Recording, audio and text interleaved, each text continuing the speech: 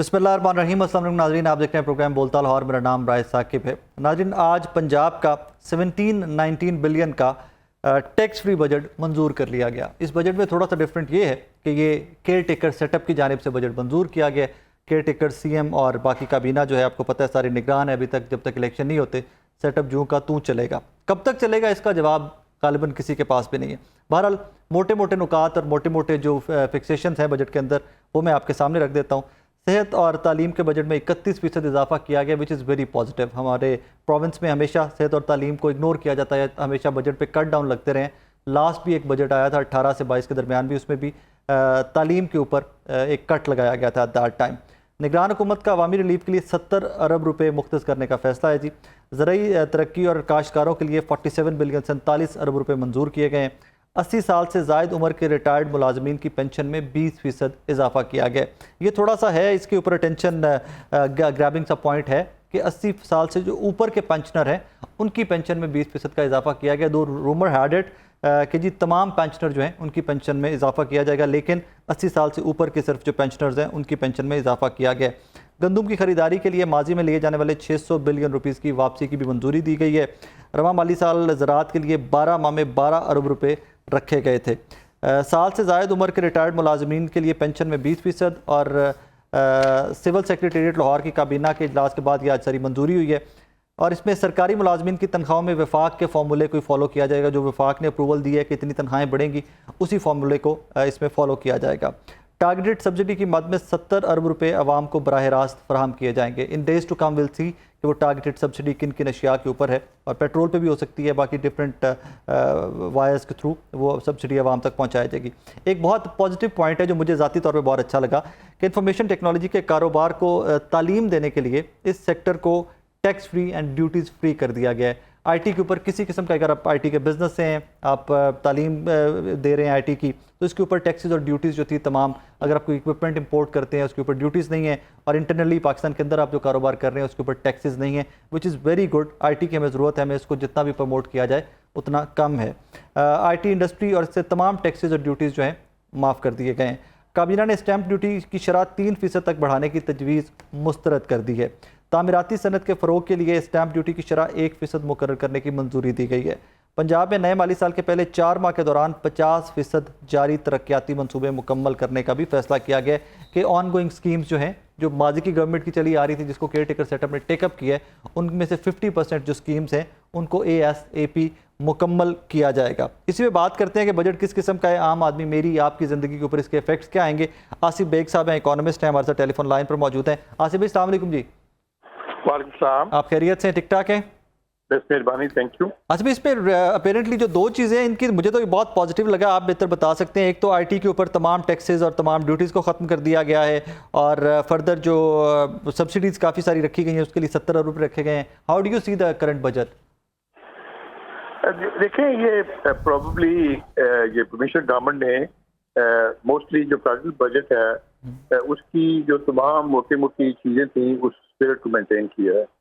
तो उसमें भी उन्होंने, आपने देखा ना, फेडरल बजट में आईटी को SME का स्टेटस दिया है, और उसमें जो 0.25% टैक्स का था उसको 3 साल की एक्सटेंशन दे दिए 2026 तक। और इसी तरह वो जो आईटी का वो 50,000 ग्रेजुएट उन्होंने पैदा करने हैं। तो I think it is step in the right direction, क्योंकि इसी में ग्रोथ है। और नेचुरली पंजाब एक बड़ा सूबा है, यहाँ पे कई टेक्नोलॉजी पार्क भी बन रहे हैं, ये बनाने के मंसूबे हैं। तो I think it is step in the right direction. और बाय द वे, ये जो आपने टारगेटेड सब्सिडी की बात की, तो सब्सिडी तो नेचुरली हमारे यहाँ जो पॉवर्टी के लेवल्स हैं, जितनी इन्फ्लेशन हुई है और जितना हाई इंटरेस्ट रेट है, अनएम्प्लॉयमेंट है, और बिजनेस जो है, और उसमें आपने देखा है कि पिछले साल जो फेडरल बजट के बजट में सारे इशारे जो है मोस्टली वो नेगेटिव में है। नेचुरली जो टारगेटेड सब्सिडी है वो उसको IMF भी ऑब्जेक्ट नहीं करता, तो उसको सब्सिडी दे के तो एक मैं कहूँगा कि अमाउंट जो है इतनी सफिशिएंट तो नहीं है जितना बड़ा ये चैलेंज है, लेकिन अपनी तरह ये इशू तो है। अच्छा साहब, इसमें जो तमाम स्कीम्स थी पिछली गवर्नमेंट की, इमरान खान साहब की जो एहसास प्रोग्राम थे, वो सारे 70 अरब में कंटिन्यू किए जा सकेंगे?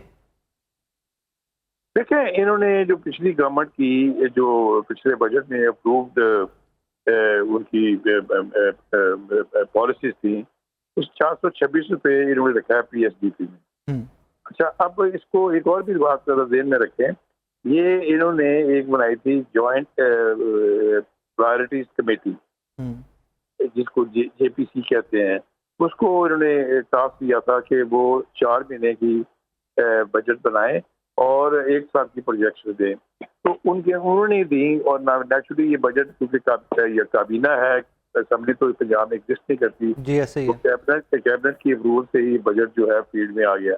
लेकिन ये जो बजट है, इसमें जो यानी कि जो इम्पोर्टेंट चीज़ है, जो शायद इतनी हाईलाइट नहीं हुई, इसमें जो सूबे के हैं 565 बिलियन रुपए के हमारे यहाँ इस सूबे का डेट है, और इसमें मार्कअप जो है ना, उसका फिगर है 32 बिलियन। हम्म, इस मार्कअप देंगे, तो ये एक बहुत बड़ा साइज है जो कि काफी सारी गवर्नमेंट के जो लिमिटेड रिसोर्सेज हैं वो ले जाएगा।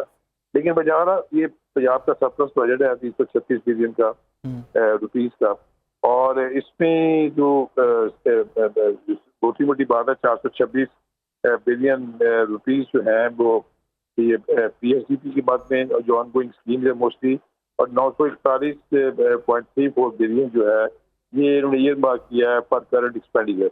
अब बात यह है कि गवर्नमेंट ने, जो फेडरल गवर्नमेंट की जो सैलरीज के इंक्रीज और पेंशन में था, उसको उन्होंने उसी तरह ही फॉलो किया है जिस तरह फेडरल गवर्नमेंट का स्ट्रक्चर था। तो इसके कि जो 80+ है पंजाब में, उनको उन्होंने पेंशन 20% है। तो अब इसमें इशू ये है कि अब हमारे पंजाब के अंदर जो सैलरीज का बिल है वो 413 बिलियन है, यस, और पेंशन में ये जो सैलरीज में इजाफा हुआ है, इसका जो एक्स्ट्रा बर्डन है ना। आज सब, लेकिन वो 80 ईयर्स से ओल्डर के लिए ना, जो 80 साल से ज्यादा है, वो कितने पेंशनर होंगे जो 80 ईयर्स से बहुत ज्यादा कम है, हैं? बहुत कम है। बहुत कम आई होंगे। थिंक, हाँ नहीं, आई एग्री लेकिन बारह एक उन्होंने नुकता तो निकाला है। चलें, लेकिन इस वक्त जो हमारा ये सारे स्टेप्स से जो है ना, एडिशनल एक्सपेंडिचर के ऊपर जो बर्डन है वो 42 बिलियन रुपीस का चलें, हुआ है। डॉक्टर कैस ने ज्वाइन किया, मैं मुझे उनका भी कॉमेंट लेने दें। डॉक्टर साहब अस्सलाम वालेकुम जी। वालेकुम सलाम। डॉक्टर साहब, आज फाइनली पंजाब के केयर टेकर सेटअप की जानिब से बजट आ गया 17-19 बिलियन का। अच्छा बजट है, माइनस है, बुरा है, बैलेंस्ड है, कैसे देखते हैं आप? देखें, जो मुझे पसंद आई है बात वो यही है कि 4 महीने का है, इन्होंने अगली गवर्नमेंट पे छोड़ दिया है कि जब वो इलेक्ट होगी तो वो बजट दे। जी, दूसरी बात ये है कि शायद सैलरीज भी बढ़ाई गई हैं, उसके पैसे भी चाहिए थे। ये पैसा तो सारा फेडरल गवर्नमेंट से ही आना है जी ऐसे ही है। और सरप्लस बजट है, तो इन अ वे शायद कोई थोड़ा सा डेवलपमेंट पे भी होगा। मैं ये सुन रहा था कि कोई डेट भी है शायद हमारा, तो हुकूमत ने चलना है। जो मुझे बात वो फेडरल गवर्नमेंट हो या पंजाब की हो या कोई और हो नहीं समझ आई कि ये हुजूम हुकूमतों का कम क्यों नहीं करते।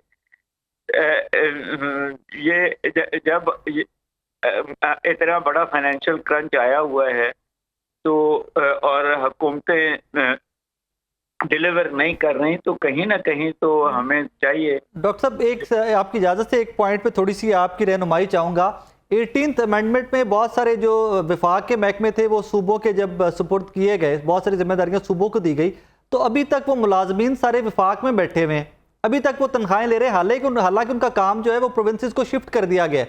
सर, उससे भी तो बहुत सारे पैसे बचाए जा सकते थे। जी, बहुत सारे चीजें कई ओवरलैप करती हैं, मगर हमें जो चाहिए असल में वो तो डिफेंस पे तो नहीं सूबा करता, बट लॉ एंड ऑर्डर पे करता है। एजुकेशन पे बढ़ाना बहुत जरूरी है बजट, और वो भी सिर्फ पैसे नहीं, क्वालिटी एजुकेशन बहुत जरूरी है। सर, बढ़ाया गया इस दफा, ये मुझे वाकई में बहुत अच्छा लगा कि 31% बजट बढ़ाया गया सेहत और तालीम पे। 7 तो शायद फेडरल ने कर दिया है।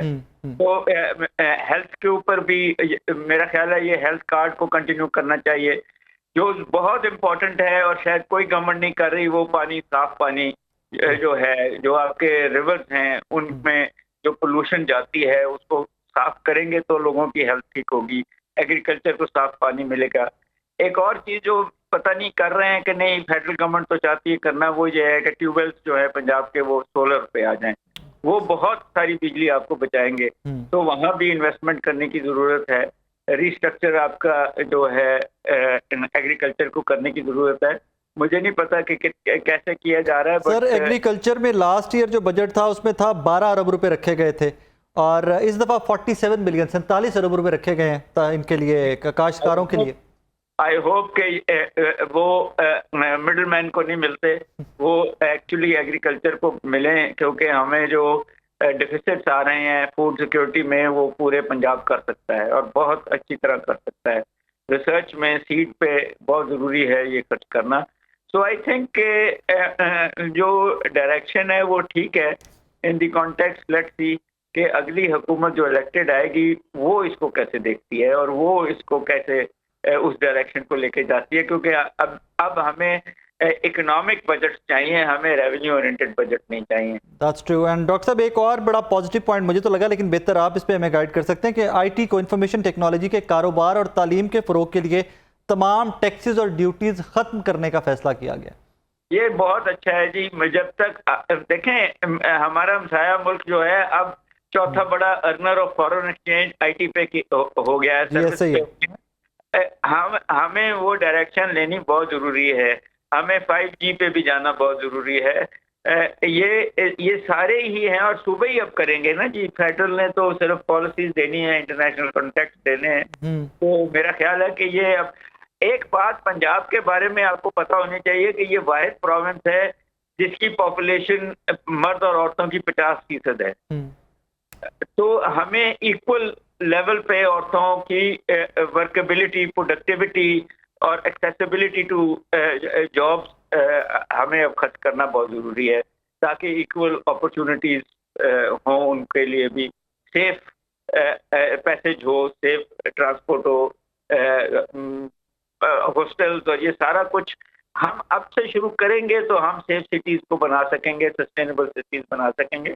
तो ये मेरा ख्याल है कि अब ज़रूरी है कि हम उस डायरेक्शन की तरफ जाएं जो SDGs हमें बताती हैं। डॉक्टर साहब, it makes me very happy to tell you कि लाहौर में मैं जब निकलता हूं तो मुझे पिंक बसेस नज़र आती हैं, पिंक स्कूटीज़ ख़वातीन के लिए नज़र आती हैं। सो आई थिंक काम तो हो रहा है ख़वातीन के लिए भी, डेफिनेटली कुछ ना कुछ तो करेगा। बिल्कुल हो रहा है, मगर हमारे मर्दों को भी थोड़ा सा समझने आने की ज़रूरत है कि इक्वल अपॉर्चुनिटीज़ ही हमारी फैमिलीज़ को इंटरनेशनल लेवल पे ले जाएंगी। और शायद पंजाब सबसे प्रोग्रेसिव प्रोविंस है और उसको अपना ये छोड़ना नहीं चाहिए लीडरशिप रोल। और अगर हमारा बजट इस तरफ चला जाए तो शायद हम इंटरनेशनल लेवल पे और ज़्यादा तरक्की कर लें। इन द एंड डॉक्टर साहब ये फरमाइएगा कि जिस तरह बैलेंस्ड सा बजट मेरी जो समझ में आया पढ़ के, बाकी आप लोग बेहतर जानते हैं प्रॉज एंड कॉन्स इसके क्या है, पॉजिटिव नेगेटिव क्या है, वो तो आप बता सकते हैं। अगर अगली गवर्नमेंट आए और इसी किस्म का बजट अगर वो भी कंटिन्यू करे तो ये बुरा बजट नहीं है। नहीं, आई एग्री विद यू। देखें, बात ये है कि इतना तो हो सकता है कि शहरों की खूबसूरती पे पैसे खर्च करने हैं या गांव की सड़कें बनानी है, ये प्रायोरिटी तो बहुत इम्पोर्टेंट है। हालांकि दोनों चीज़ें इम्पोर्टेंट है, मगर जहाँ से हमें साइलोस चाहिए अनाज को प्रोटेक्ट करने के लिए, हमें जो है सड़कें चाहिए, फार्म टू मार्केट रोड्स, हमें वो सारी चीज़ें चाहिए जो शायद शहरियों को या बड़े शहरों वालों को पसंद ना आए, मगर अल्टीमेटली इकोनॉमिक वायबिलिटी देती हैं हमारे सूबे को। डॉक्टर कैस साहब, thank you very much. Asif Baig साहब, थैंक यू वेरी मच। नाज़रीन, छोटा सा ब्रेक शामिल करते हैं प्रोग्राम में। ब्रेक के बाद वापस आएंगे तो एक सान्हा है जिसमें 300 ख़ानदान, मुझे लगता है वो 300 ख़ानदानों की बात भी नहीं है, उसमें पूरे पाकिस्तान की बात की जानी चाहिए कि जो 300 पाकिस्तानी इटली जा रहे थे, लिबिया के से इटली जा रहे थे और यूनान के पास, ग्रीस के पास उनकी बोट जो है वो डूब गई। उसमें 300 ख़ानदान जो हैं उनके दुख में पूरा पाकिस्तान, पूरी दुनिया इस टाइम शामिल है। गवर्नमेंट क्या कर रही है, क्या किया जाना चाहिए था इस सान्हे को रोकने के लिए, उस पर बात करेंगे। एक ब्रेक के बाद वापस आते हैं। वेलकम बैक नाज़रीन। आज आपको पता है कि मुल्क भर में सोग मनाया जा रहा था, यौम सोग था। 300 के करीब ख़ानदान हैं, 300 से ज़्यादा ख़ानदान हैं जो आज भी अपने प्यारों की तलाश में हैं। एंड एक अनफॉर्चुनेट सी शिप डूबी थी ग्रीस के पास, कलामाते के पास, जो लिबिया से जा रहे थे इटली। उसमें तो बहुत सारे लोग जो पाकिस्तानी भी थे, 310 के करीब पाकिस्तानी बताए जाते हैं। 12 लोग, जो 104 लोग टोटल जिंदा बचे हैं उस शिप में से 12 लोग जो अभी तक की इत्तलात हैं वो पाकिस्तानी हैं, और बाकी 298-300 के करीब पाकिस्तानी जो हैं वो लापता हैं इस टाइम के ऊपर। अजीब सी मुतज़ाद सी इत्तलात हैं उसके अंदर कि फ़लाँ गाँव के इतने लोग थे, फ़लाँ शहर के इतने लोग थे, लेकिन उसकी कोई ऐसा कन्फर्मेशन अभी तक डेटा कंपाइल किया जा रहा है हमारे पास है नहीं। बिफोर इट के मैं फर्दर प्रोग्राम में बढ़ूँ, कल जो नोटिफिकेशन जारी किया गया हुकूमत वक्त की जानिब से कि आज यौम सोग मनाया जाएगा, उसमें एक लफ्ज़ इस्तेमाल किया गया था जो सेक्रेटरी थी उनकी जानिब से, we are pleased to announce कि आज यौम सोग मनाया जाएगा। तो ये लेवल है हमारे पीएम ऑफिस का, प्राइम मिनिस्टर ऑफिस की सिंसियरिटी का और उनके मैच्योर होने का कि वो यौम सोग मनाने के लिए भी जो अनाउंसमेंट है, जो नोटिफाई किया जा रहा है, उसको भी वो माशाल्लाह सोग के मनाने के लिए भी they are going to announce it with the player. Anyways further बढ़ते हैं। सबसे पहले इशराक की जानिब चलेंगे। इशराक हमारे कॉरेस्पॉन्डेंट हैं नियो टेलीविजन के ग्रीस में। उस सारी स्टोरी को बड़ा अथॉरिटी के उन्होंने कवर किया है, एक एक पॉइंट पे, एक एक मोमेंट के ऊपर इशराक इसको कवर करते रहे और पाकिस्तानियों को अपडेट करते रहे। Ishraq was the first person जिन्होंने पूरा डेटा कंपाइल किया था कि कितने पाकिस्तानी थे विद प्रूफ। इनके पास पासपोर्ट की कापियाँ थी, इनके पास ID कार्ड की कापियाँ थी। इशराक इस टाइम मेरे साथ मौजूद हैं ग्रीस से ही। इशराक अस्सलाम वालेकुम जी। बहुत शुक्रिया साकिब भाई। आप खैरियत से ठीक ठाक हैं? वैसे तो ये पूछने वाले दिन नहीं है कि आप ठीक ठाक हैं, कि जिस कर्व से या जो आप वहाँ कवर कर रहे हैं, जो विजुअल्स आप देख रहे हैं, I hope you are taking care of yourself. Ishraq, अभी अपडेट्स क्या हैं आपके पास अभी जब I am speaking to you? Updates ये हैं कि हमारे पास जो मालूमात इकट्ठी हुई हैं, मैंने जो मालूमात इकट्ठी की हैं मुख्तलिफ सोशल मीडिया से, मुझे जो इत्तला मिली है, मेरे पास 258 लोग जो हैं वो जहाँ बाक हो गए। उनकी कॉपीज, फोटो कॉपीज, सब कुछ ID कार्ड्स मेरे पास मौजूद हैं। और आज सफारतखाना पाकिस्तान जर्नलिस्ट के साथ तो उन्होंने सहाफियों को कहा है कि हमारे पास एम्बेसी में जो है वो अभी तक 250 लोग जो हैं उनकी फोटो कॉपीज पहुंची हैं जो लापता थे, मतलब कि इस कश्ती में जहाँ बहक हो गए हैं। तो उन्होंने ये तस्दीक किया है कि 250 के करीब लोग जो हैं उनकी आइडेंटिफिकेशन हो गई है। और ये तो आपने कल मैंने आपकी एक जी, वीडियो देखी है जिसमें आप वो कुछ DNA सेंटर के बाहर खड़े हुए रिपोर्ट कर रहे थे कि DNA टेस्ट किए जाएंगे, तो वो प्रोसेस स्टार्ट हो गया क्या? आज स्टार्ट हो गया है, वो 4 दिन में मुकम्मल कर लिया जाएगा। यहाँ पे जितनी भी डेड बॉडीज हैं उनका DNA टेस्ट मुकम्मल तौर पे कर लिया जाएगा, और पाकिस्तान से जो लवाहिकीन हैं उनको अपना DNA जो है वो टेस्ट करवा के अपनी रिपोर्ट जो है वो यहाँ पर भेजनी होगी, और अगर DNA मैच हुआ तो वो डेड बॉडीज तब ही लवाहिकीन तक पहुंचेगी, वरना दूसरी सूरत में नहीं। अच्छा इशराक, एक हमने फुटेज डिजिटल मीडिया पे देखी है कहीं पे कि एथेंस और ग्रीस के बाकी जो शहर हैं वहाँ पर बहुत बड़े बड़े मुजाहरे किए जा रहे हैं। मुझे समझ नहीं आ सकी क्योंकि मैं वो लैंग्वेज नहीं समझता था ग्रीक। क्या वाकई में वो जो सारी इस कश्ती वाला हादसा है इसको लेकर वहाँ के जो लोकल बाशिंदे हैं वो एहतजाज कर रहे थे? जी बिल्कुल, यूनानी कौम इस वक्त बहुत ही गमो गुस्सा में है। जब ये कश्ती हादसा पेश आया तो तब मैंने सबसे पहले मैंने ये रिपोर्ट की थी कि इसमें पाकिस्तानी भी थे और 298 पाकिस्तानी थे, क्योंकि मेरी जो जिंदा बचने वाले पाकिस्तानी थे उनसे बात हो गई थी। और दूसरी मुजाहरों की बात, यूनानी कौम इसलिए मुजाहरे कर रही है क्योंकि यूनानी कोस्ट गार्ड जो हैं, यूनानी कौम समझती है कि उनकी कोताही से ये हादसा पेश आया, वो जान बचा सके इससे ज्यादा लोगों की। तो जिस वजह से ये मुजाहरे भी शुरू हो रहे हैं, और उसी दिन तकरीबन 60,000 के करीब लोग जो हैं यहाँ पे एथेंस में इकट्ठे हुए। यूनानी पार्लियामेंट के साथ पार्लियामेंट के सामने उन्होंने जो लवाहिकीन हैं उनसे इज़हार हमदर्दी के लिए बहुत बड़ा मुजाहरा किया और शमे रोशन की थी। 60,000 जी जी, अल्लाह अकबर। मुझे नहीं लगता कि पाकिस्तान सॉरी मुझे जी जी प्लीज हाँ 40 मेरे ख्याल से 40,000 थे, तो वो मैं 60 बोल गया। That's okay. Even that's okay. अगर वो 4,000 भी होते इशराक तो बहुत ज्यादा होते क्योंकि पाकिस्तान में इस सारे साने के बाद 400 लोगों ने भी एहतजाज नहीं किया गवर्नमेंट के खिलाफ कि भाई तुम लोग कहाँ सो रहे थे जब आप लोग को बॉर्डर सिक्योर करने थे, जब आपको इन एजेंट्स को पकड़ना था तो आप लोग कहाँ सो रहे थे? यहाँ पे 400 लोगों ने भी एहतजाज नहीं किया, वहां तो 40,000 ने एहतजाज किया। अपोजिशन लीडर हैं अलेक्सिस चिप्रा, उन्होंने भी बड़ी तनकीद की है कोस्ट गार्ड पे भी और हुकूमत पे भी, कि ये कोस्ट गार्ड की वजह से और हुकूमत की नाकामी की वजह से ये हादसा जो है वो पेश आया है, क्योंकि ये जान बचाई जा सकती थी। तो ग्रीक गवर्नमेंट को अभी मुकम्मल तनकीद का सामना है। यूरोपीय यूनियन में भी, अक़वाम मुत्तहिदा में भी जो सब लोग हैं अभी तनकीद कर रहे हैं, लेकिन कोस्ट गार्ड जो है उनको अभी अदालत में पेश किया जाएगा कल। तो देखते हैं क्या सीन कोस्ट गार्ड जो थे तमाम उनको गिरफ्तार किया गया क्या? नहीं, गिरफ्तार नहीं किया गया, उनके खिलाफ मतलब कि केस किया गया है। अभी उनको अदालत में पेश किया जाएगा, कल उनको बुलाया जाएगा कि हमें मतलब कि दें आप सबूत कोई कि क्या वाकई इस हादसा में मुलव्वस थे या नहीं, क्योंकि जो बचने वाले अफराद है ना उनके मुताबिक ये है कि कोस्ट गार्ड की कोताही थी। उन्होंने कहा कि कोस्ट गार्ड हमें 7 घंटे से देख रहे थे, तो इन्होंने जानबूझकर हमारी हेल्प नहीं की, जो बचने वाले थे। अच्छा इशराक, इसके ऊपर मैंने गार्डियन की रिपोर्ट पढ़ी है, मैंने बीबीसी रिपोर्ट कर रहा है इसके ऊपर, गार्डियन, CNN तमाम लोग रिपोर्ट कर रहे हैं। एक चीज के ऊपर तमाम तीनों के तीनों बड़े जो हमारे इदारे हैं वो मुत्तफिक हैं कि कोस्ट गार्ड की नेग्लिजेंस तो है। आपकी उन तमाम लोगों से बात हुई है जो पाकिस्तानी जिंदा बच गए हैं, और कुछ सीरियन भी हैं, कुछ लिबियन भी हैं इसके अंदर, कुछ लेबनीज भी हैं। अगर आप इन तमाम लोगों से अगर आपकी बात हुई है तो मुश्तरक क्या निकला इनमें से कि अगर कोई कोताही थी तो कोस्ट गार्ड की क्या कोताही थी इनके एंड के ऊपर? वो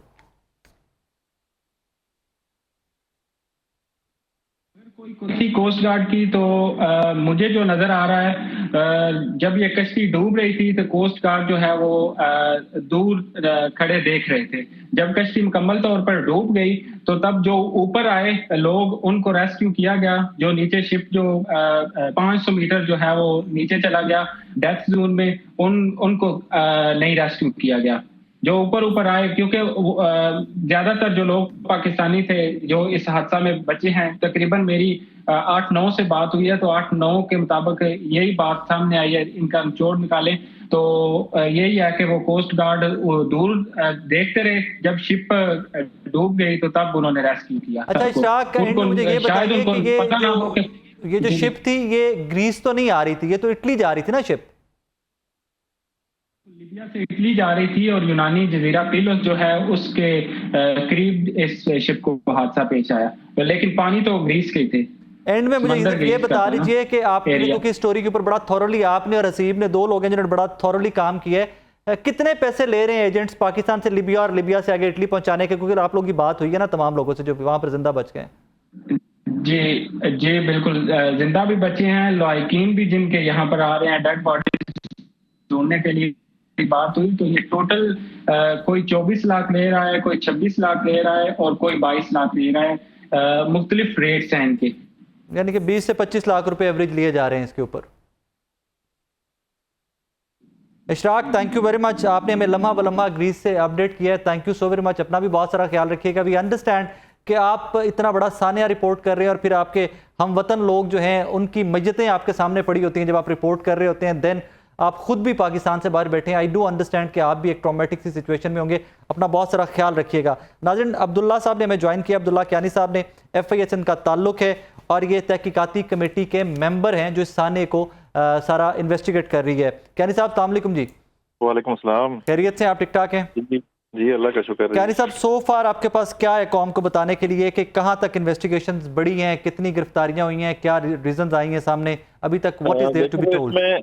इसमें जैसे जैसे हमें विक्टिम्स की डिटेल्स पता लग रही हैं तो हम उस लिहाज से उस पर कार्रवाई कर रहे हैं। तो अब इसमें अभी तक ये है कि AJ पुलिस जो है उनके साथ भी हम राब्ते में, उन्होंने भी तकरीबन 9 ह्यूमन स्मगलर्स जो है उनको अरेस्ट किया है। बाकी यहाँ पर भी हमने इस्लामाबाद में 2 से 3 जो है जो इस वाक़े से मुतालिक जो ह्यूमन ट्रैफिकर्स थे उनको हमने अरेस्ट किया। तो अब जैसे जैसे डिटेल हमें आएंगी, क्योंकि जो विक्टिम्स हैं या तो अगर डिपोर्ट होते हैं वो हमें बताते हैं कि जी आइडेंटिफाई करते हैं कि क्योंकि they are the person that can identify the agents, या फिर जो फैमिलीज होती हैं उनकी वो हमें बताते हैं कि जी फलाने एजेंट ने जो है हमसे पैसे लेके इनको बाहर भेजा है। तो जैसे जैसे हमें इंफॉर्मेशन मिल रही है हम इंफॉर्मेशन कलेक्ट कर रहे हैं और उनके खिलाफ हम क्रैक डाउन कर रहे हैं। अच्छा अब्दुल्ला भी, let's be honest about it कि लिबिया को इस टाइम पे बहुत बूमिंग या थ्राइविंग इकोनॉमी तो नहीं है ना कि यहाँ पे कोई पाकिस्तानी जाएगा लिबिया में और जाके लेबर या कोई वहां पे रोजगार ढूंढेगा। Now we should understand one thing कि पाकिस्तानी यहाँ से लिबिया फ्लाई करते हैं, लिबिया से आगे इटली जाना होता है, तो why don't you guys stop them on the airport के भाई लिबिया तुम क्या करने जा रहे हो? वहीं पे FIA और रेलेवेंट अथॉरिटीज जो है कोई इन्वेस्टिगेट क्यों नहीं कर रही थी पहले? नहीं देखिए, हम तो सबसे पहले ट्रैवल डॉक्यूमेंट्स चेक करते हैं ना, जो हमारी फॉर्मेलिटीज हम उनको चेक करते हैं। हम इस चीज पे हम उनको नहीं रोक सकते कि आप लीबिया क्यों जा रहे हैं।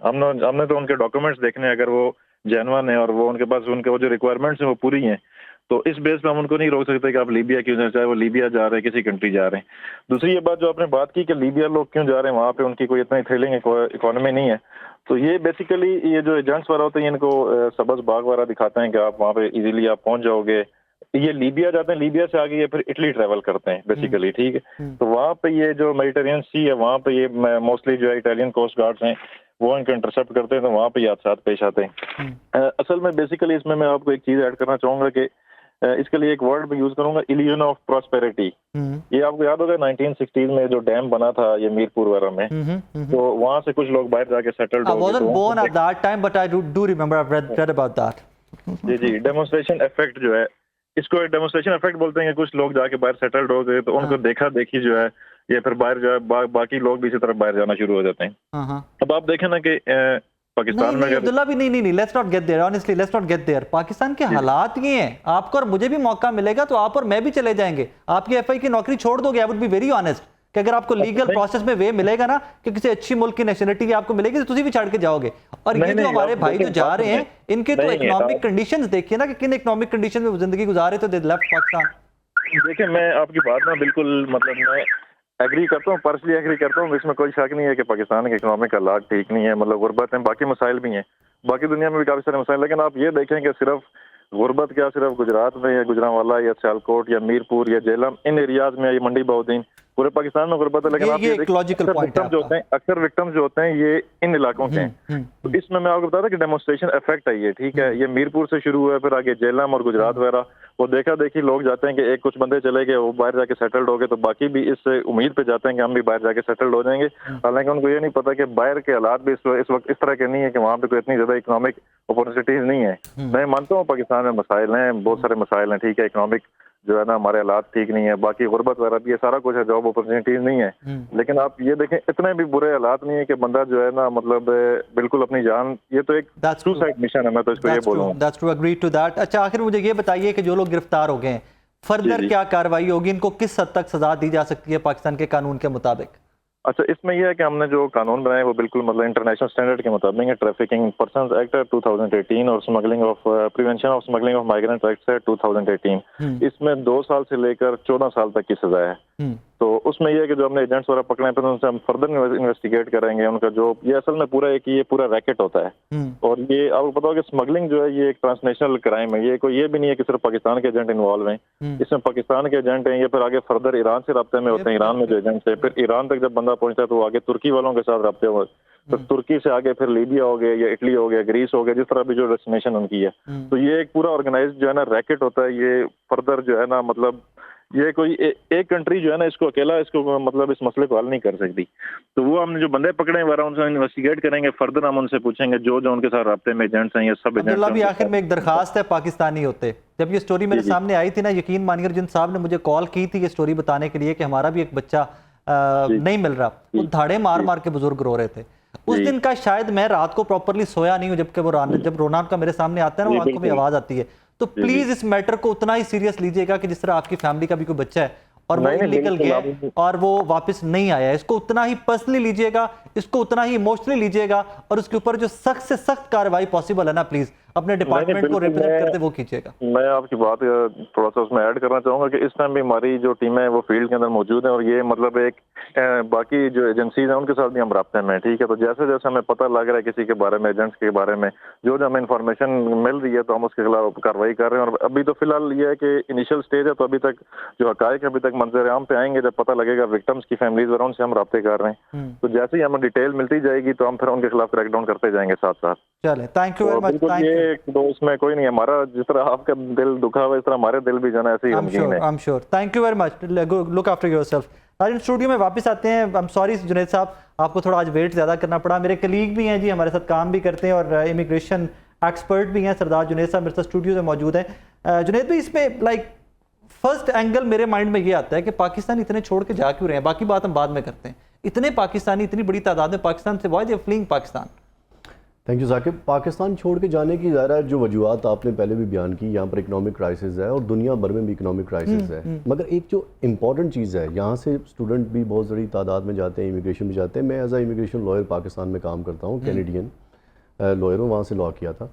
मगर मैंने जो देखा है कि पाकिस्तान में डेस्परेशन है, मुझ पर भी, मेरे पास भी लोग आते हैं और किसी भी तरह निकाल दें, वो कहते हैं हमें कहीं से निकाल दें। मगर एक इशू है कि क्या हमको विक्टिम को ब्लेम करना है यहाँ या नहीं। I would not agree with that. At this moment, no. हम विक्टिम को ब्लेम नहीं कर सकते क्योंकि उसको इकोनॉमिक, वो एक अंडर ड्यूरेस है, क्योंकि उसको इकोनॉमिक जो हमारी सिचुएशन है उससे प्रेशराइज किया टू लीव दिस कंट्री। क्या हमारे पास कोई स्टैंडर्ड रेगुलेशन की बॉडीज़ हैं पाकिस्तान के अंदर जो यहाँ से इंटरनेशनल माइग्रेशन जो ख़ास तौर पे लेबर की होती है उसको कोई ट्रेनिंग प्रोग्राम प्रोवाइड करें? वो क्या हम एक लाइसेंस तो उनको देते हैं OEP वाला, मगर क्या हम उनको कोई ऐसी ट्रेनिंग मुहैया करते हैं कि उनको इंटरनेशनली जाने से पहले, जैसे कि अभी FIA वाले भाई साहब ने बात करते हुए कहा कि हम उनके कागजात चेक करते हैं, ताकि कागजात चेक करते हुए आपको पता है कि हमें चेक करना होता है LMIA है उनके पास, labour market impact assessment report उनके पास है। अच्छा, ये शायद किसी को पता भी नहीं होगा what you are talking about, very honest. देखिए कैसे, जैसे मैं आपको समझाता हूँ कि हम लीबिया में कोई जा रहा है एक लेबर काम करने के लिए, वहाँ की कंपनी का उसके पास डॉक्यूमेंट होना चाहिए कि उसको वर्क परमिट मिल गया है।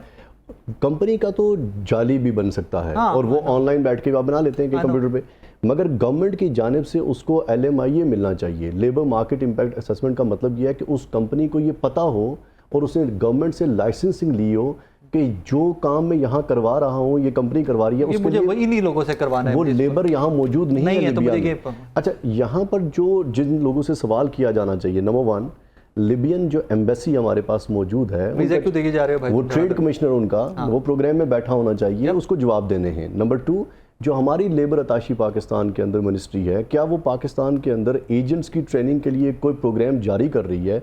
उनकी लाइसेंसिंग कहाँ से जारी होती है? 9 लोग आपने गिरफ्तार कर दिए, वो लोग किन के लाइसेंस की बेस पर काम कर रहे थे? यहाँ लाइसेंस के बगैर तो कोई काम नहीं कर सकता। जुनैद भाई, आप बेसिकली किस एरिया से हैं? मैं आज़ाद कश्मीर से। आज़ाद कश्मीर से। मैं सेंट्रल पंजाब का रहने वाला हूँ, हाफजाबाद मेरा नेटिव एरिया है। आप लाहौर से निकल के हाफजाबाद जाएंगे ना तो आपको दोनों तरफ बड़े बड़े बोर्ड लगे नजर आते हैं कि जी फलां जगह की नेशनलिटी, फलां जगह का वर्क वीज़ा, फलां जगह का ये वो। मैं दुनिया घूम के आया हूँ, मैंने तो वर्क वीज़ा रुड़दे कभी नजर नहीं आए कि आप किसी भी, और पाकिस्तान की नॉन स्किल्ड लेबर को आप वर्क वीज़ा यूं फेंक रहे हो और कोई बंदा FIA का कोई डिपार्टमेंट उस तरफ कार्रवाई करने को रेडी नहीं होता। आप देखिए, एक मेरे पाकिस्तान के अंदर इमिग्रेशन फर्म भी है, मगर एक चीज़ जो मैंने देखी है, पाकिस्तान के अंदर स्टूडेंट जाता है, अकॉर्डिंग टू हमारा जो ब्रिटिश काउंसिल है उसके मुताबिक 50,000 स्टूडेंट इंटरनेशनल जाता है हर साल, और उन 50,000 में से 20,000 भेजता है हमारा एजेंट, जो कि गलत भेजता है बहुत सारी तादाद में। बैंक स्टेटमेंट फेक बना के भेज रहे होते हैं। पाकिस्तान के अंदर कोई ऐसी रेगुलेटिंग बॉडी नहीं है जो कि ट्रेनिंग मुहैया कर सके और कोई लाइसेंस प्रोवाइड कर सके कि you can practise as a counsellor in Pakistan. ऐसे ही पाकिस्तान के अंदर लेबर को इंटरनेशनल मोबिलिटी प्रोग्राम के अंदर जाने के लिए OHCR वालों की डिपार्टमेंट जान से, यूनाइटेड नेशन के जो इदारे हैं, इंटरनेशनल मॉनिटरी इदारे जितने भी हैं, उनकी जानिब से प्रोग्राम मौजूद हैं, मगर वो प्रोग्राम एक्टिवली पाकिस्तान के अंदर पार्टिसिपेट नहीं करवाए जा रहे गवर्नमेंट लेवल के ऊपर और पब्लिक लेवल पर। इवन अनदर थिंग्स आके on media level we need to take step for the awareness of these institutions in Pakistan की ये प्रेजेंट भी हैं, और अगर ये प्रेजेंस इनकी है तो किस लेवल पे ये इंटरेक्ट करते हैं। Let me confess something. इस साने को हुए 48 घंटे हो गए हुए थे। मैं रेगुलर शो करता हूं, मुझे इस साने के बारे में एक टेलीफोन कॉल ने अपडेट किया कि भाई मेरा बेटा गया था, मैंने फलां जगह से तुम्हारा नंबर लिया है, पता करके बताओ मुझे। उसके बाद मैं ट्विटर पे एक्टिव हूँ और उसके बाद उस ट्वीट को देखकर लोग इस तरफ रागिब होना स्टार्ट हुए हैं कि वाकई यार हमारे साथ सानिया हो गया कि 300 खानदान, मतलब 300 फैमिलीज।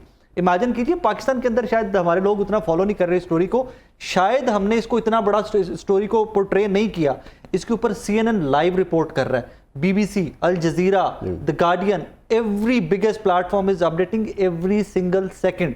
और मजे की बात ये, जिसके ऊपर मैं उनको उन कौमों को सल्यूट करता हूं कि उन लोगों ने ये नहीं देखा कि इसमें 300 पाकिस्तानी चला गया दुनिया से। उन्होंने ये नहीं देखा 750 की शिप थी, बीच में से 12 या 14 लोग जो हैं पाकिस्तानी बचे हैं, 104 टोटल बचे हैं, 600 लोग मारे गए हैं। उन्होंने लिया भाई ह्यूमन राइट्स की वॉयलेशन है, इसमें किसी भी कौम के थे, अगर वो तुम्हारे बॉर्डर्स के आसपास थे, उनको बचाना तुम्हारी जिम्मेदारी थी। दो कितनी अहम इसमें साकिब प्रॉब्लम्स हैं। एक तो जो किश्ती जिसमें वो सवार हैं, वो मछलियां पकड़ने के लिए इस्तेमाल की जाती है, और उसके नीचे टैंक है, जिस टैंक की मैक्सिमम कैपेसिटी अगर इंसानों को एक दूसरे के ऊपर बिठाया जाए तो 400 है। 750 पीपल उसमें बिठाए गए हैं। दम घुट के भी कहीं मर चुके होंगे, पहले मर चुके होंगे। उसके बाद ग्रीस के साथ जो सबसे बड़ा प्रॉब्लम है कि रिपैट्रिएशन का आपने लॉ वहाँ बनाया क्यों हुआ है कि ये लोग अल्टीमेट अगर ग्रीस पहुंच भी जाते तो उनको वापस लौटा दिया जाता। तो आपने जाना है उस पूरे एरिया को क्रॉस करके इटली के अंदर।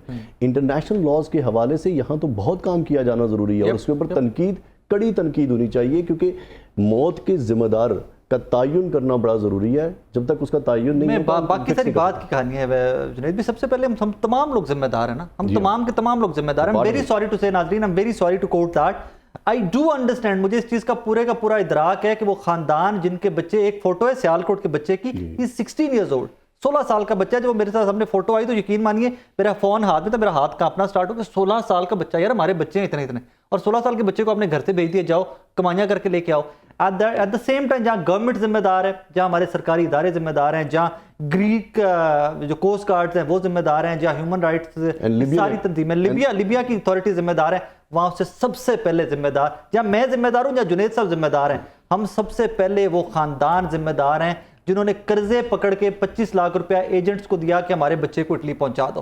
खुदा की कसम उठा के कहता हूं, यही 25 लाख रुपया आप उस बच्चे को पाकिस्तान में देते, 25 की जगह 15 लाख देते, आप उस पर थोड़ा सा एतमाद देते उसको कि बेटा तुम पाकिस्तान में भी मेहनत करके रोजगार कमा सकते हो, तो यकीन मानिए कि उन बच्चों के में वो कॉन्फिडेंस भी आता।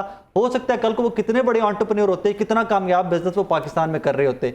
नाजरीन एक चीज खुदारा अंडरस्टैंड कीजिए कि जब आप पाकिस्तान से बाहर बच्चों को निकाल देते हैं, तो इवन दुबई एक बहुत लीगल सा वे है ना हमारे पास लेबर के लिए, एक दुबई, सऊदी अरेबिया हमारी लेबर को हाथों हाथ ले लेते हैं।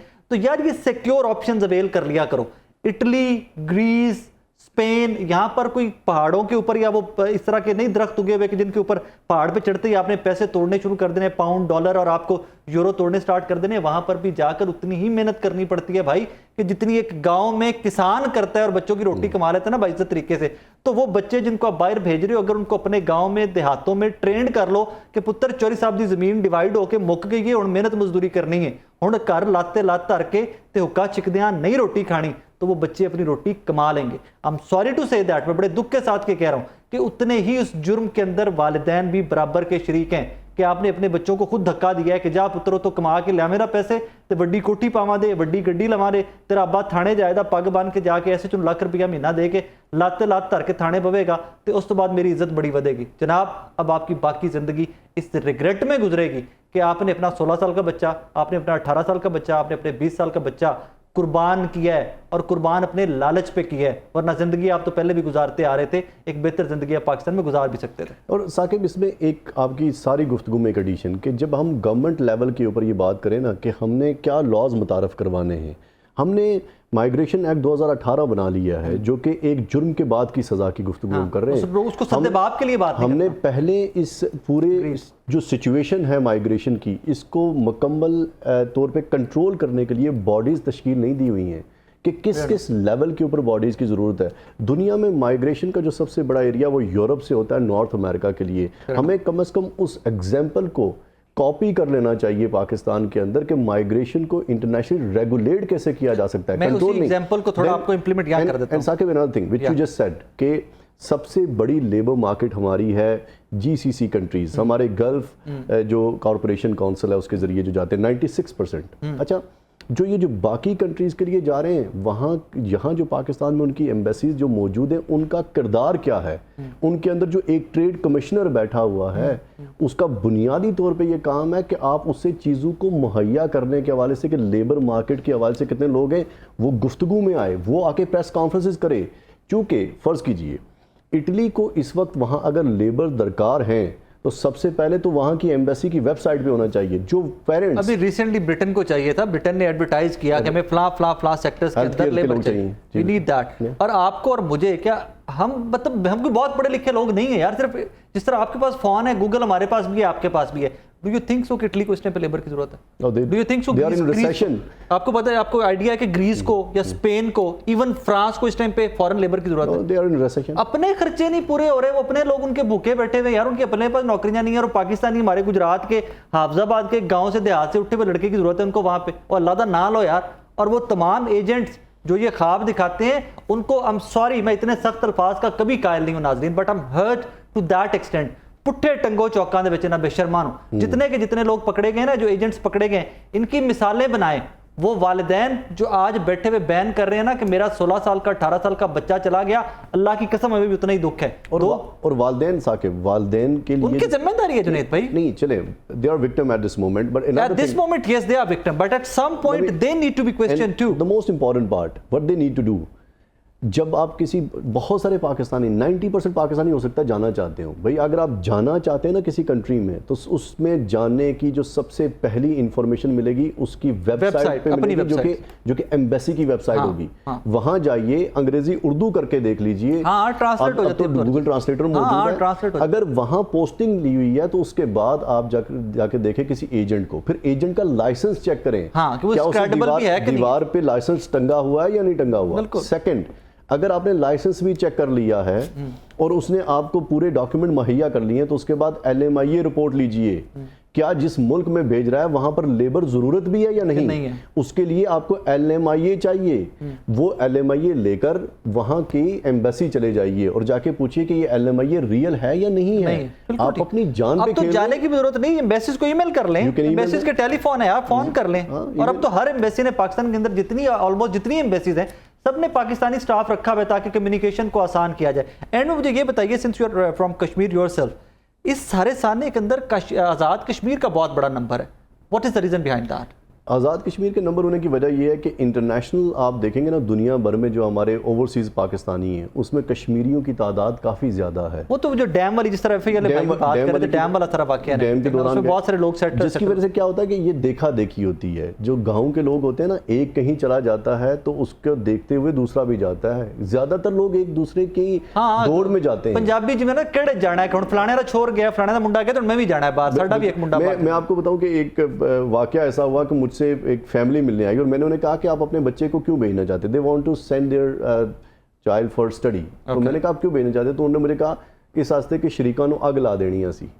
हमारे मुझे खुशी होती है, आप कहते हैं कि बच्चा बाहर से पढ़ के आएगा, पाकिस्तान की खिदमत करेगा, मेंटालिटी है ना हमारी। अच्छा, जो आज़ाद कश्मीर के लोगों की ज्यादा जाने की वजह ये भी है कि ये जो एक खास रीजन से लोग गए, जो मरे वो कोटली से गए, क्योंकि कोटली के इससे पहले काफी सारे लोग जा चुके हैं, इसी तरीके से गए, इटली में पहुंच चुके हैं। पहुंचने के बाद उन्होंने फोन किए होंगे और पीछे वालों ने एजेंट को पैसे दे दिए होंगे, और वही एजेंट होंगे जो, और वो जरा एजेंट एक जब जाता है ना यहाँ से, कोई पाकिस्तानी चला जाता है तो वो वहां जाकर भी एजेंट बन जाता है, क्योंकि उसने दूसरे को भेजना होता है। वो रूट जो है, क्योंकि ये रेगुलेटेड मार्केट नहीं है ना, तो इसमें कोई बंदा कहीं भी एजेंट बन सकता है। जैसे कि अगर आपके पास बार काउंसिल ना हो तो हर कानून जानने वाला वकील होगा, बिल्कुल ठीक। तो यहाँ रेगुलेटेड मार्केट ना होने की वजह से मसला है, क्योंकि एक रेगुलेटेड मार्केट, जिसके ऊपर मैं बहुत स्ट्रेस देना चाहता हूं कि इसकी कोई बॉडी बाकायदा तश्कील दे के एक रेगुलेटेड मार्केट क्रिएट की जाए, ताकि यहाँ पर अनरेगुलेटेड किस्म के एजेंट दरदनाते ना फिरें।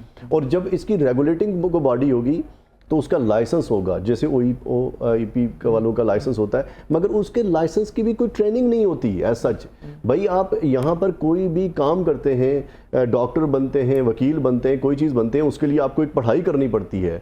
यहाँ एक इंसान के मुस्तकबिल को सिक्योर करने के लिए आप काम करते हैं, और पहले आप वीजा एजेंट, सॉरी आपका बिजनेस है, I shouldn't get to that level, but it's your business. मुझे रिसेंटली एक लाहौर में एक साहब मिले, मेरे अजीज़ हैं, उनका छोटा भाई जा रहा था बरतानिया, तो मुझे घर में बैठे हुए शाम को बात हो रही, मुझे कहते हैं कि यार मैंने पैसों को बंदोबस्त करके फलां एजेंट है, तो हमने उसको 30 लाख रुपया दे दिया है कि बरतानिया जा रहा है। मैं ना, मेरे हाथ में यूँ कॉफ़ी का कप था, मैंने यूँ कप रख दिया, मैंने कहा जी ये बंदा कोई और बात करता ना तो मुझे कोई हैरानगी ना होती। आप माशाल्लाह एक डॉक्टर हैं, पढ़े लिखे हैं, कंसल्टेंट हैं, आपका छोटा भाई जा रहा है, बड़े अच्छे इदारे से वो पाकिस्तान के अंदर पढ़ा हुआ है, आपको पता नहीं क्या क्या प्रोसीजर है वहाँ का। नहीं यार मेरे पास टाइम नहीं होता, तो मैंने कहा किसी कंसल्टेंट को दे देता हूँ, वो बीच में तो कुछ कमीशन रखेगा यूनिवर्सिटीज़ की, बाकी फीस सबमिट करवा देगा, ये वन ऑल दैट।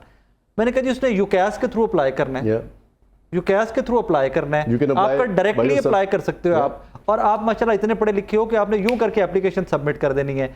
फिर जब आप यूकैस के थ्रू खुद अप्लाई कर रहे होगे तो आप इंग्लैंड की बेहतरीन यूनिवर्सिटीज खुद पिक कर सकते हो। अभी तो आपने ये भी कंसल्टेंट पे छोड़ दिया है कि भाई जो यूनिवर्सिटी तेरा दिल करेगा 4 में अप्लाई कर दे, कहीं ना कहीं तो उसका एडमिशन हो ही जाएगा, 4 में से कहीं ना कहीं चला जाएगा इवेंचुअली। जी मुझे अगले दिन एजेंट की कॉल आ गई कि जी राय साहब की बात करें। मैंने कहा जी सर मेरे कारोबार के पीछे क्यों पे हो? मैंने कहा मैं हल्फन तुम्हारे लिए इतनी दुआएं करता हूं कि अल्लाह पाक सबके कारोबार बढ़ाए, तुम भी उनमें से एक हो ना, तो अल्लाह पाक तुम्हारे कारोबार को बहुत तरक्की दे। मैंने तो अपने अजीज की मदद की कि यार ये बड़ा आसान सा प्रोसेस है, तो वो पैसे लेने वापस चले गए ना उसके पास कि भाई हमें पैसे वापस दो, हम खुद ही कर लेंगे। तो आप जी मेरे कारोबार के पीछे क्यों पड़े? मैं कहा मेरे भाई मुझे तुम्हारे कारोबार से कोई लेना देना नहीं है, मेरी दुआएं तुम्हारे साथ हैं। मैंने तो एक सिंपल सा प्रोसेस था, क्योंकि वो प्रोसेस मैंने खुद से फॉलो किया हुआ था, तो मुझे पता था कि एक वेबसाइट है यार, वहां जाके अप्लाई करने, डॉक्यूमेंट अपलोड करने, with in the due time आपको कॉल आ जाएगी, ये फला जगह पे आपको एक्सेप्टेंस लेटर है। That is how things work. मुझे नहीं पता होगा तो मैं सरदार जुनैद साहब को जरूर ढूंढूंगा, भाई जुनैद साहब मुझे इस चीज की समझ नहीं आ रही, प्लीज हेल्प मी, के आगे फर्दर क्या करना है। जिस बंदे को खुद नाना प्रोसेस का पता हो, he can be easily cheated, number one thing. जैसे कि हमने अभी ये जो 7 समंदर पार प्रोग्राम है उसमें बहुत सारी यूनिवर्सिटियों को बुला के इस पूरे प्रोसेस को एक्सप्लेन करवाया कि आप कैसे एडमिशन खुद ले सकते हैं। जब एक्सप्लेन करवाया तो हमें बहुत सारे एजेंट्स ने कहा कि यार ये हमारी रोजी रोटी का मामला है, आप ये काम सरेआम ना करें। मगर एक बंदा जब तक अवेयर नहीं होगा, आप इस मुल्क से किसी दूसरे मुल्क जा रहे हैं भाई, वहाँ जबान अलग है, लोग अलग हैं, दुनिया बदल जाएगी आप, और आप वहाँ पर जान पे खेल के क्यों जा रहे हैं? आपको कम से कम एक पूरे प्रोसीजर के बारे में जब आप अच्छे तरीके से जहाज में बैठ के जाते हो तो चल के क्यों जाते हो यार? चल के। नाज़रीन, सईद साहब हमारे साथ हैं, हमारे ब्यूरो चीफ हैं गुजरात के, नियो टेलीविजन नई बात मीडिया ग्रुप के। सईद भाई, आई एम वेरी सॉरी यार, सबसे पहले तो मेरा अफसोस, मेरी ताज़ियत कि वहाँ गुजरात के बहुत सारे विक्टिम्स, हमें पता चला है कि आपके इर्द गिर्द के बहुत सारे देहातों के थे। क्या सूरत हाल है कि विक्टिम्स की फैमिली से जिनसे आपकी बात हुई है, क्या कहते हैं, कितने कितने पैसे दे के गए थे, कौन सी ऐसी आफत आन पड़ी थी कि इस क़यामत सुगरा को बपा पाकिस्तान में ही होना था? ताकि भाई आपका भी ताल्लुक जो है वो हमारी इसी पट्टी से है। आपको पता है हाफजाबाद, गुजरात, सारा मंडी, बहाउद्दीन, ये सारा तकरीबन एक ही इलाका है। यहाँ पे ये जो ट्रेंड चला हुआ है ये आज से नहीं हो रहा था कि भाई हमने, अगर आपको याद हो तो इस 5-6 साल में हमने इससे पहले भी काफी हादसा देखे हैं, लाशें उठाई हैं, बच्चों की भी, औरतों की भी, छोटे नौजवानों की भी, बुजुर्गों की भी। लेकिन इसके बावजूद चंद दिन के लिए ये लोग जागते हैं, उसके बाद ये फिर सो जाते हैं। और मैं समझता हूँ कि मुझे अभी तक कोई ऐसा एजेंट नजर नहीं आया जिसको कि करार वाकई सजा मिली हो। मोस्टली राजीनामे हो जाते हैं, उसके बाद जो है वो सूरत हाल फिर यूं की तूं चल पड़ती है। चंद दिन के लिए आता है, इनकी आंखें खुलती हैं सबकी, चंद दिन के बाद फिर वही होगा, 4 दिन की चांदनी फिर अंधेरी रात। तो अभी जो सर जी मेरी बात, अभी वो मैंने कुछ वीडियोस भी शायद सेंड किए हैं, अगर आपके पास टाइम हुआ तो। वहाँ के जो लोग हैं उनका कहना ये है कि ये एक छोटा सा गांव है, गोले की नाम है इसका, ये थाना कुंजा की हदूद में आता है गुजरात के। ये सिर्फ एक छोटे से गांव से 7 नौजवान थे सर। और यकीन करें, जब मैं उस गांव में पहुंचा हूं तो हर आंख जो है वो तकरीबन अश्कबार की, रो रहे थे लोग। बड़ा गांव के जो लोग हैं उनका आपस में सोशल सिस्टम भी बड़ा स्ट्रांग होता है, हर किसी को यही लग रहा था कि यहाँ पे जरा रुक जाए। 7 बच्चे वहां पे थे, तो ये 25 लाख रुपया एक बंदा दे के गया, यानी कि 1 करोड़ 75 लाख रुपया बनता है इन 7 बच्चों का। इस 1 करोड़ 75 लाख को अगर हम आधा भी कर लें, मैं कहता हूँ 70 लाख कर लें, इसको 80 लाख कर लें, तो 80 लाख रुपया लगा के अगर उस गांव के इर्द गिर्द कोई छोटा सा यूनिट, छोटी सी फैक्ट्री लगा रही जाती, तो ये 7 बच्चे क्या 70 बच्चे भी वहां पे कारोबार करके, जॉब्स करके, बिजनेस करके बहुत बेहतर रोजगार कमा सकते थे। ताकि भाई आपने ये बड़ी अच्छी बात की है। हमारे यहाँ एक ट्रेंड है बड़ा कि हम लोग जो जब भी हमारे पास 4 पैसे आते हैं तो हम क्या करते हैं कि हम प्रॉपर्टी की तरफ जाते हैं। हमने जिंदगी में कभी ये सोचा ही नहीं है कि हमने फैक्ट्रियां भी लगानी है, बच्चों को रोजगार भी देना है। हम लोग जो जितने भी, क्योंकि इस पट्टी के ज्यादातर लोग जो है वो बैरून ममालिक में जो सेटल्ड है, तो जो इनको 4 पैसे आते हैं ये लोग प्रॉपर्टी खरीदने का काम शुरू कर देते हैं। आखिर में सही, मेरे वक्त बहुत थोड़ा रह गया, लास्ट मिनट है। आप खुद बाहर रह के आए हुए, हम 3 लोग जो इस टाइम स्क्रीन के ऊपर, हम तीनों बाहर रह के आए हुए हैं। आप गुजरात से हैं, आप खुद बाहर रह के आए हुए हैं, अपने बहनों भाइयों के लिए कोई पैगाम एंड में देना चाहेंगे? जी, मैं तो सिर्फ इनको इतना ही कहना चाहूंगा कि खुदा के लिए मेरे अपने भी इसमें मुतासिर हो चुके हैं इससे पहले, अल्लाह रहम करे, कि कभी भी इन एजेंटों के हत्थे ना चढ़े, कभी भी कोई ऐसा काम ना करें। ये बड़े सुनहरे बाग दिखाएंगे आपको, जी हम आपको पैदल भी नहीं चलने देंगे, आपको बाई एयर लेके जाएंगे, लेकिन एंड पे होता है ये छठा वाकया मेरे ख्याल में कुछ जब से मैं आपके इदारे से रिलेटेड हुआ नियो से, तो हमने तो ये सारे कवर किए हैं, लेकिन ये छठा वाकया जा रहा है। इसके बावजूद भी किसी ने ना तो हमने कोई सबक सीखा। आपकी वो बात बिल्कुल दुरुस्त है कि इसमें हम भी उतने ही कसूरवार हैं, हमारी फैमिली भी उतनी ही कसूरवार हैं जितने के इदारे हैं। तो सबसे बड़ी बात यह कि जिस एक छोटे से गांव से 7 बच्चे थे, उनका सबसे ज्यादा रोना यही था कि अभी तक उनके पास किसी शख्स ने कोई राब्ता नहीं किया, ना डीसी ने, ना इंतजामिया ने, ना किसी महकमे ने, कि ना किसी ने उनकी दिलजोई की है, ना किसी ने उनकी एसपी आके की है कि उनके दिल पे कोई हाथ रख, उनकी कुछ धारसबंद आए कि शायद मिल जाएंगे। वो बेचारे तो अभी भी इसी उम्मीद पे जिंदा, वो कहते थे जी इसको ये ना लिखें कि इसको लापता कर दें आप। आए हाय तो बात तो उनकी दुरुस्त है, वो अभी भी एक आस लगाए बैठे हैं कि शायद हमारा बच्चा कहीं से आ जाए। हालांकि बड़ा मुश्किल था ये मंजर देखना। ग्रीक अथॉरिटीज ने डिक्लेयर कर दिया है कि एनीवेज ऐसे ही है, भी आपका हमारे शुक्रिया में सरदार ये साहब, बात। आपका शुक्रिया, तमाम मेहमानों का शुक्रिया। एंड में नाज़रीन मैं फिर से सख्त अल्फाज हैं लेकिन मुझे माफ़ कर दीजिएगा, मैं इस कल्चर का हिस्सा हूँ, मैं इसको अंडरस्टैंड करता हूँ कि भाइयों अल्लाह का वास्ता तुम लोगों को बाहर जाके तुम लोगों ने दरख्तों से पैसे नहीं तोड़ने, बड़ी मेहनत करनी पड़ेगी। और यही जो आप चौधराहट के चक्कर में शरीकां नूं अग लानी हुंदी है, अल्लाह दा नाज है शरीकां नूं अग तालीम दे चक्कर च लाओ, बच्चों नूं बेहतरीन तालीम दिओ कि वो पढ़ के एडे वड्डे अफसर बनन, इन्ना अगे टुर जाण के कल नूं किसे मां नूं 16 साल का बच्चा ट्विटर फेसबुक ते व्हाट्सएप के ग्रुपां दे विच फोटो भेज के बच्चा लभना ना पवे कि कोई अल्लाह दा नाज है मेरे बच्चे की कोई मोर है, कोई खबर है, तो मैंने दसो, यकीन मानिए कि मेरे फ़ोन के अंदर 50-60 मैसेज इस तरह के पड़े हुए हैं कि जो लोगों ने मुझे मैसेज किए हुए हैं कि खुदारा हमारे बच्चे का कोई पता कर दें, ट्वीट कर दें, हो सकता है कहीं ना कहीं इन्फॉर्मेशन मिल जाए। अपना ख्याल रखिएगा, दुआ में याद रखिएगा। अल्लाह हाफ़िज़।